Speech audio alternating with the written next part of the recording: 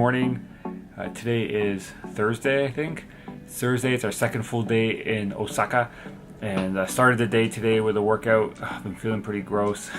Put on a lot of weight on this trip, too much food, too much beer, but that's okay. Followed that up with what's getting me fat, way too much food.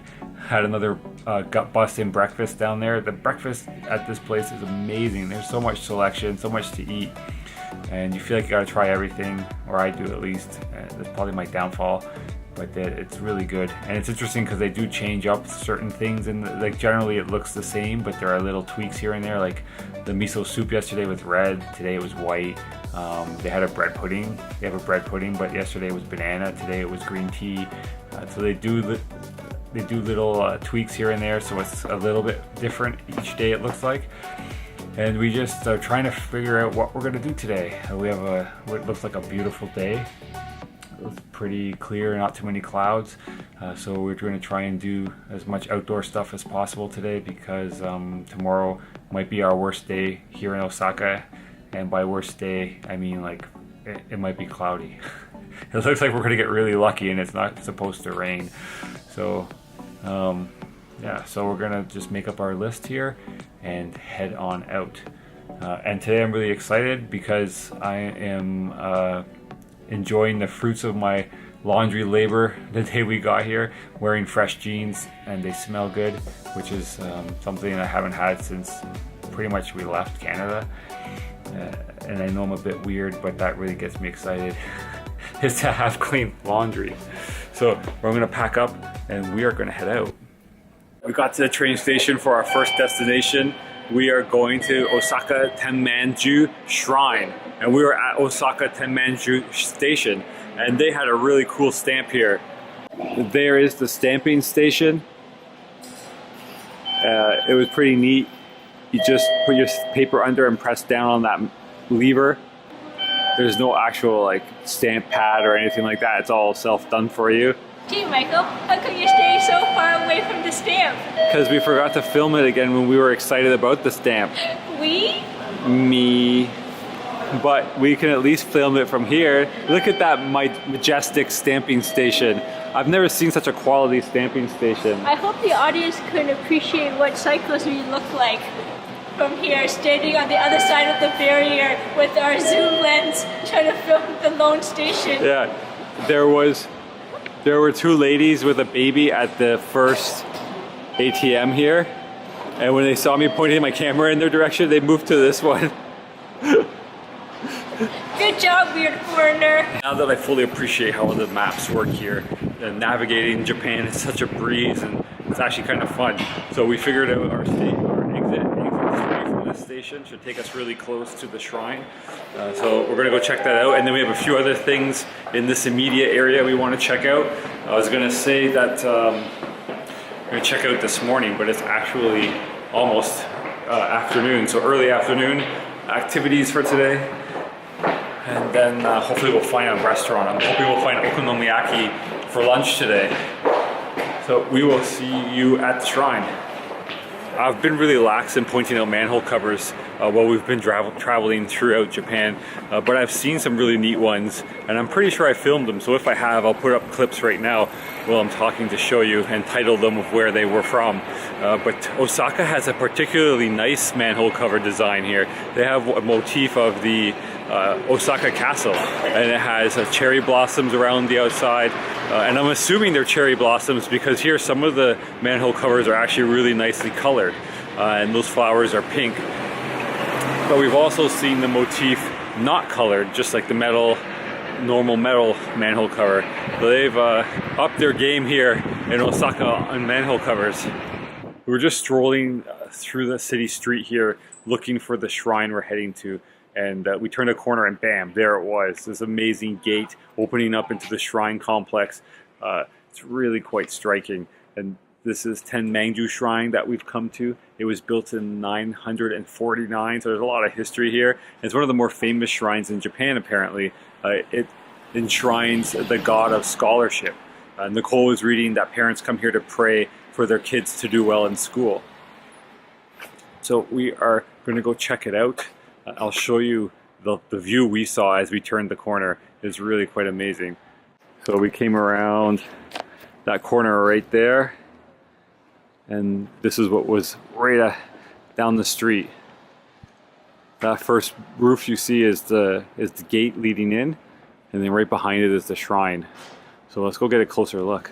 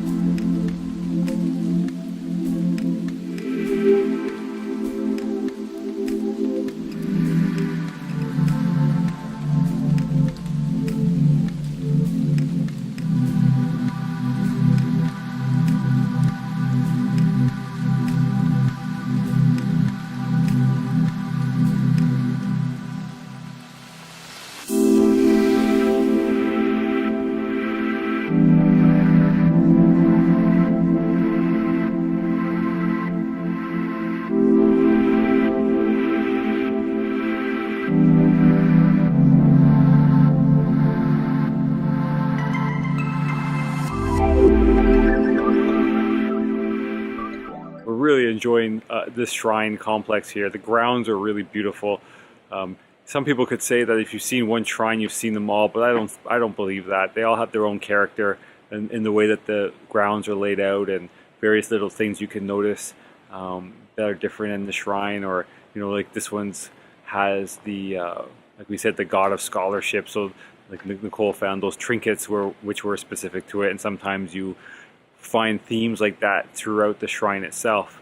As you were saying earlier, this is the shrine you would want to come to if you want to pray for your kids to have a good educational career. And these are little trinkets that you can buy with the prayer inside. And I'm not sure if you guys know, but these are the traditional backpacks that kids in Japan carry. That's what they look like a little briefcase slash knapsack.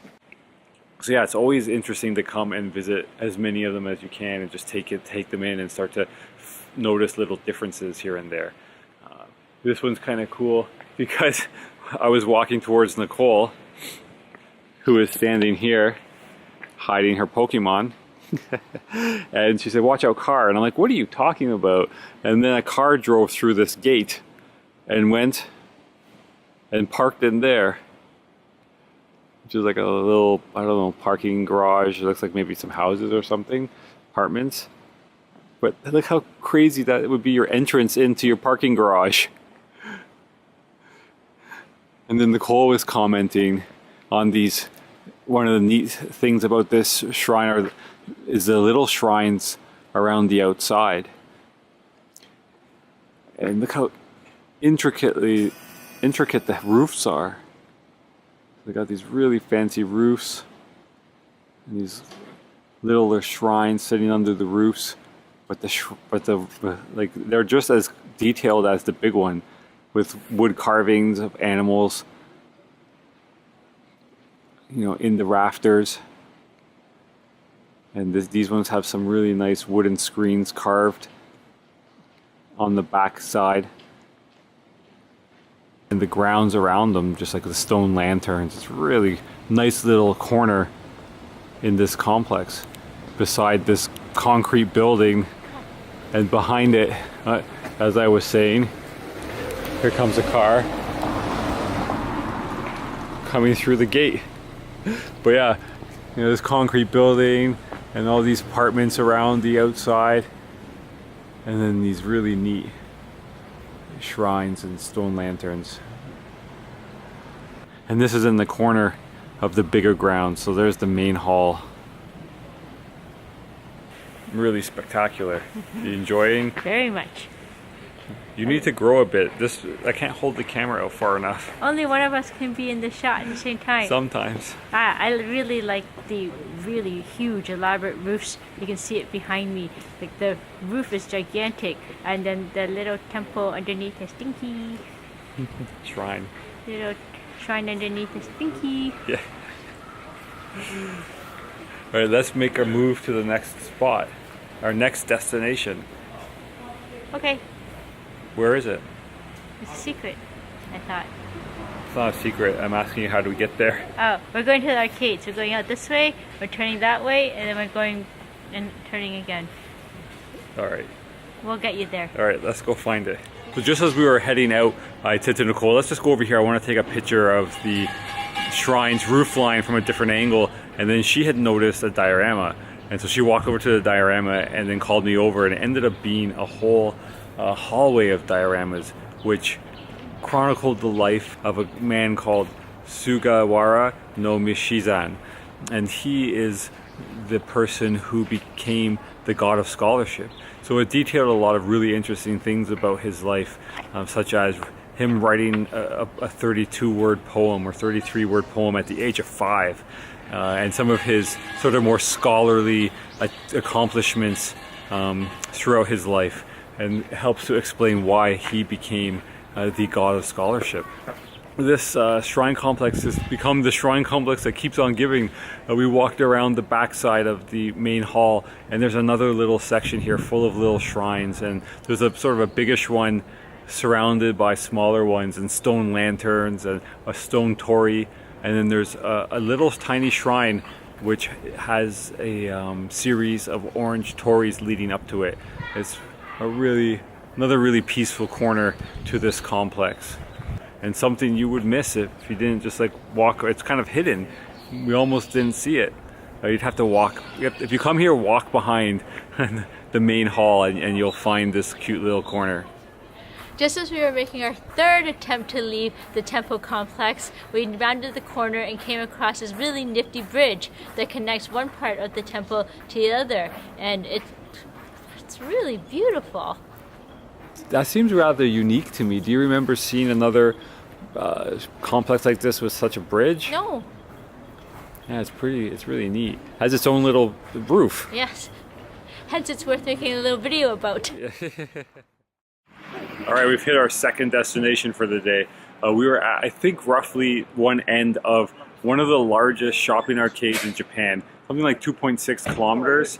It takes a 40-minute walk from end to end, and it's called Tenjinbashi Suji, and it's supposed to be full of shops and food and restaurants and like food stall vendors and whatnot. So we're hoping to find a Okonomiyaki place in here for lunch, and maybe we will have some Takoyaki, but we'll see what we find. There it is behind me. Tenjinbashi 1. So hopefully this is the start. I've walked the first section, and it seems like it's starting to ramp up. The section in front of us across the street is looking a little bit denser, a little bit bigger, and it's opening. As you can see, the one behind me starting to show. But the gate into this part of the arcade is pretty awesome. It's a bunch of samurai. Alright, we finally found an Okonomiyaki restaurant. It didn't take that long outside. When I say finally, I mean I've been waiting months and months and months to have Okonomiyaki. Okonomiyaki is said to be a dish which originated from Osaka, but there's also a Hiroshima variant, but we're here having Osaka Okonomiyaki, and Okonomiyaki is kind of like a pancake. It's like a batter that you grill in front of you, and you put a lot of stuff inside the pancake batter. Okonomi means what you want or as you like, and yaki means grill. So okonomiyaki is a grilled dish, and you'll see lots of other yakis. Nicole is going to have yaki soba, which is grilled soba. So she's going to have a pile of soba noodles with various things added and grilled up on the hot plate in front of us. Nicole's going to have a yaki soba noodle with things subtracted rather than added. Yeah, you're going to have a yaki soba dish with things subtracted. But yaki soba is soba grilled with things added into it. But you're going to take things out of it. I am. So, I don't know what to call your yaki soba. So we are going to wait to put our order in, and we'll show you how things develop here.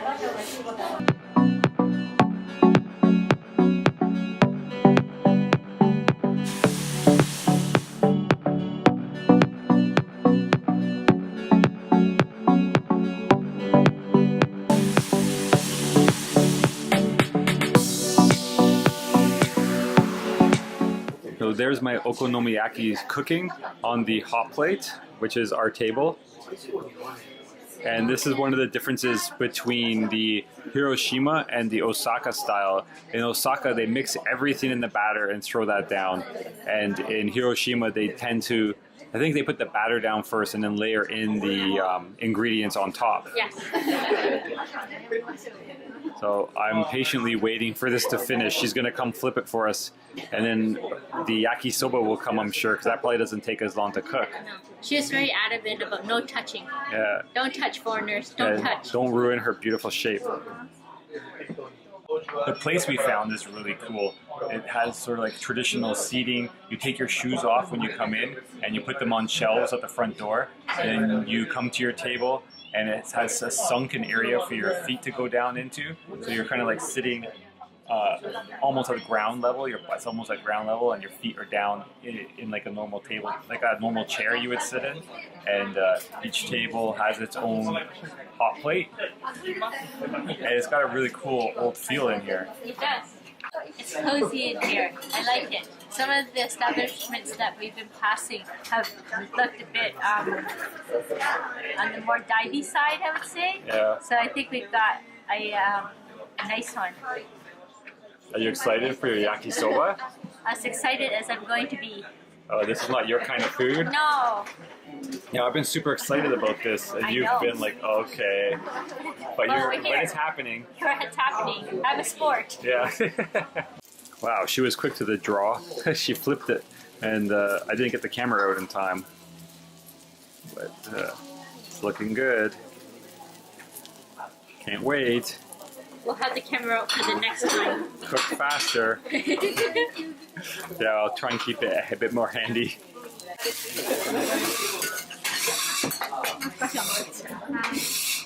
The bakeness disappeared. It sunk right into the miyaki. The okonomiyaki? Yeah, I'm calling it miyaki for short. Yeah, the beef, the pork did get really embedded. Yeah.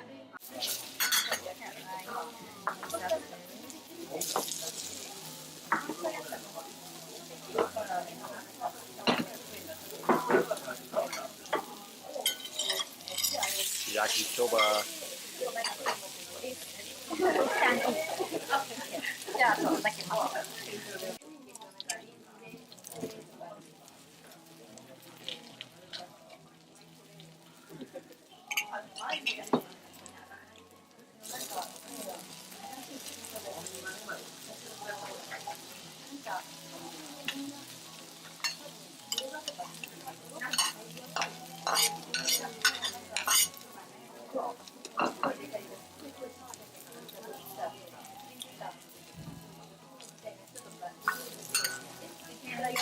Finish. Now we can eat. Do you want to try your yakisoba first, or? No, I wait a few minutes. Okay. So I'm going to cut into the okonomiyaki.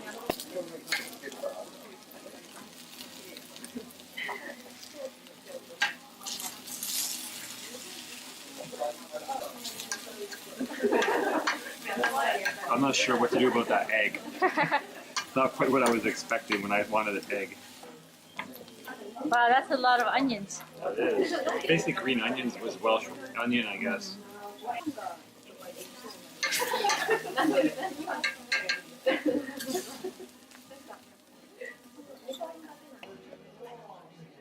Some potato on there.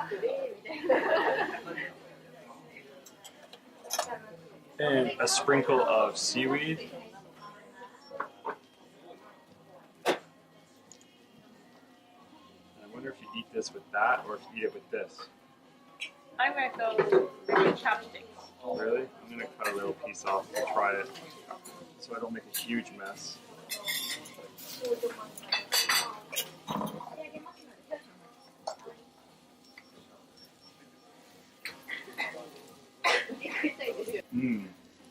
That was worth the wait. It's really good. I think the fun thing with okonomiyaki, each bite is never quite the same.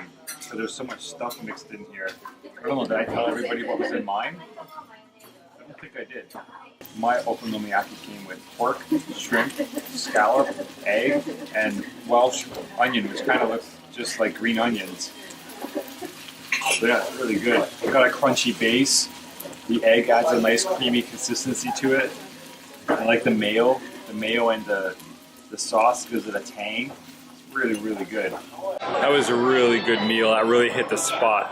I'm really happy to have had okonomiyaki here in Osaka finally. I'm pretty sure we had it when we were in Hiroshima.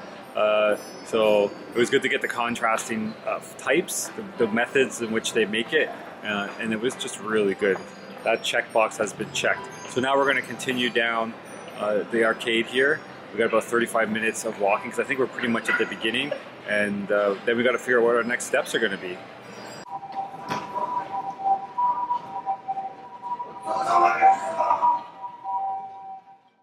All right, we're heading back to the hotel. We walked along that arcade for a while, but we didn't do the whole 2.6 kilometers.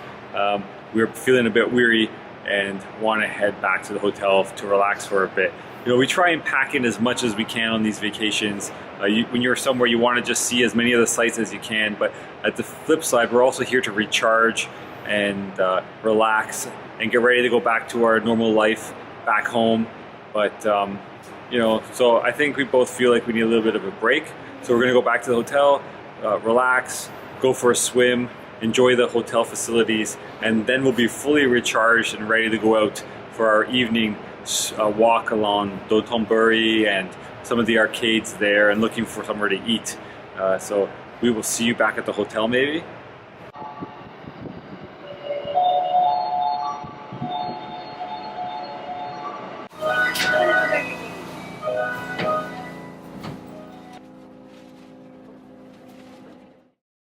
Oops, I think we relaxed just a little bit too hard there.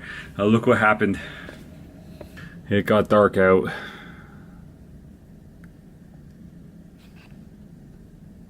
But we had a really relaxing swim down at the pool. They have really good facilities here, really good gym, really good pool. So we enjoyed that and relaxed a little bit in the room, just chilled out. Actually, by the time we got back up to the room, it was already getting dark, so I knew that our plans were going to have to change tonight. We were going to go somewhere where it would be better to see in the daytime, I think. So we're going to skip that, but we're still going to go to Dotonbori and try and check that area out a little bit better than we did last night. And there's an old shopping arcade there, like 400 years old, one of the more important shopping arcades in Osaka apparently. So we're going to go see what that's about. And there's one specific store that I want to go check out and show you guys. It looks pretty cool. So hopefully we can find that. Shouldn't be a problem. And gotta find something to eat for dinner. I'm starting to get hungry. I'm really craving deep fried skewers. I think I could convince Nicole into that. And we saw a couple of them yesterday and today as we were walking around, so hopefully they pop up when we're hungry and looking for food. We're just going to pack up here and head out and get to that store. That's going to be our first destination, so we'll show you that when we get there.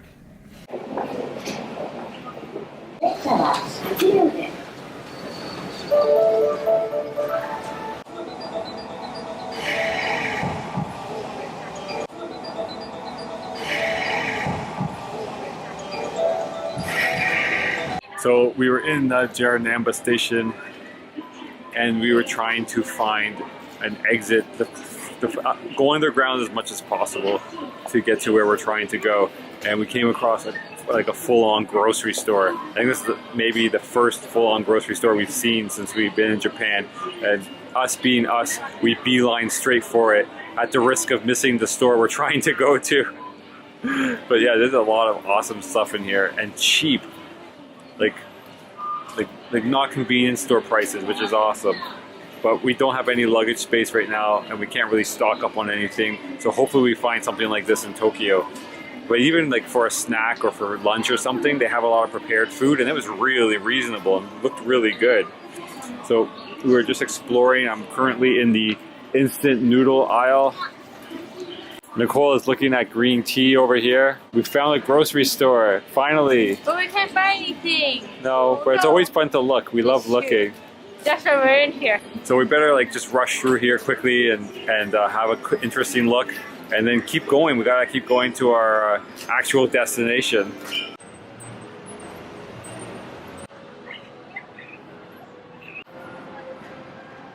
Christmas is everywhere. We made it, we found it. We got here before it closed. It's the giant Uniqlo store in Osaka, the flagship store in Osaka. Story after story after story of Uniqlo in this really cool building.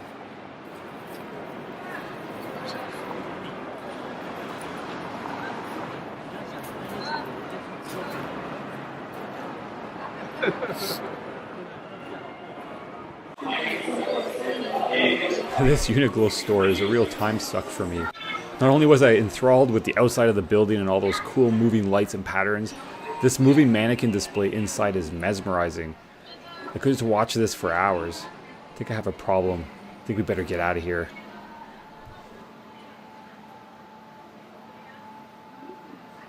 So we've come to a major shopping street after going to that Uniqlo, which seems like Osaka's Rodeo Drive.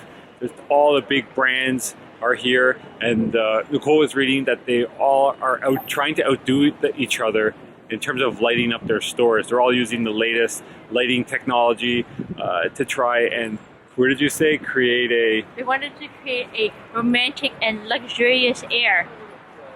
The street definitely has that, eh? Yeah. And there's this huge Puma store here. Puma has two Pumas guarding their entrance. His name is Dylan. Dylan, this is Dylan. What's his name? His name is my name too. Oh, that's cute. So we got to see a handful of high-end stores there on that street. It's a really nice looking street. They've done a good job decorating it for Christmas. And the stores do look lit up really nicely. Their battle is working. So we're gonna head out of this area and walk through another area we're gonna show you. And then we're gonna be on the lookout for food because I am starving and we want deep fried skewers.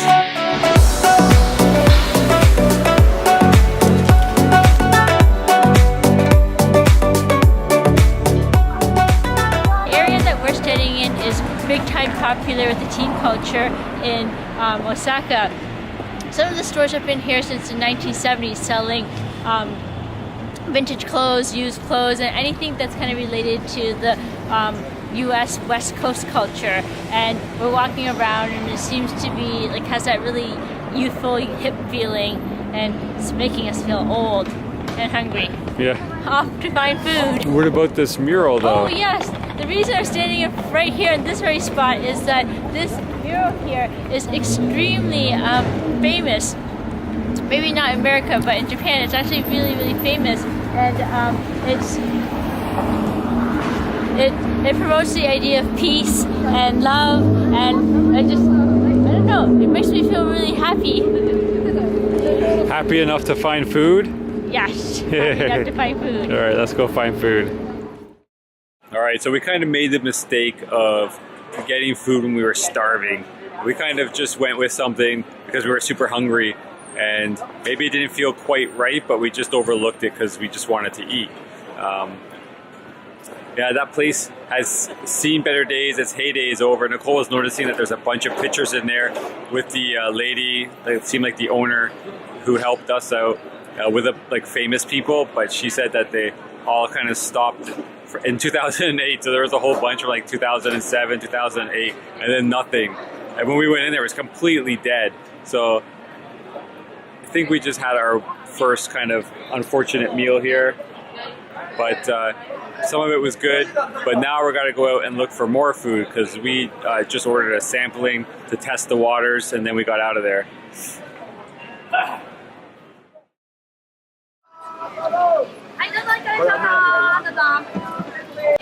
Okay, so we're on to round two. I got takoyaki finally. Takoyaki is a famous street food of Osaka invented back in 1935. The pan is the secret to the round ball shape of takoyaki. It's generally made of cast iron and is a series of half-circle molds. They come in various forms. This restaurant, which specializes in takoyaki, has a series of industrial gas-heated pans. The takoyaki is made by pouring a batter over the pan and then filling each mold with chunks of octopus, tempura bits, pickled ginger, and green onion. As the batter starts to cook, each ball is rotated in its half circle, allowing all sides of the takoyaki to cook, creating a nice crust on the ball. This is the fun part to watch as the cook expertly and very efficiently runs through all the balls, rotating them using metal picks. And so I got 6 balls, 6 takoyakis with mayo, ponzu sauce, green onions, and it's very, very hot.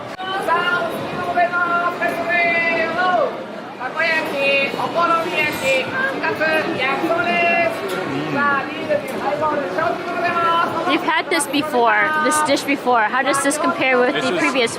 This is way better. Really? Because it's fresh. This is super fresh. So I don't know if you can see. The outside is really crispy, and the inside is still gooey. And that's sort of like what you're going for when you get takoyakis. You really want a super crispy outside and a gooey inside, and it's that mix that makes a really good takoyaki ball. This one's really good. I tried my first one. Usually I've had this before and I haven't been a fan, but since Mike has been raving about it, I'm going in. It's very hot, be careful.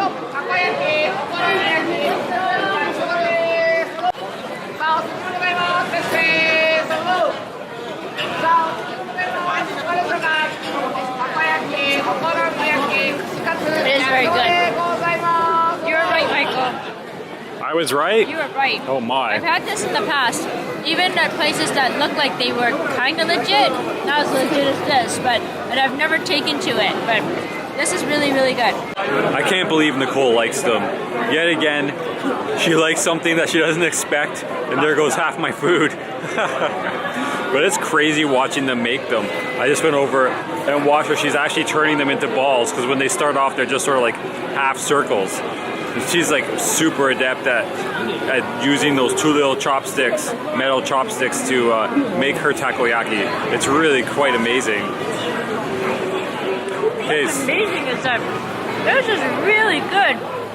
The more I'm eating it, the more I liked it I liked it a lot when I first bit into it, but now that I've consumed a whole ball, I need another.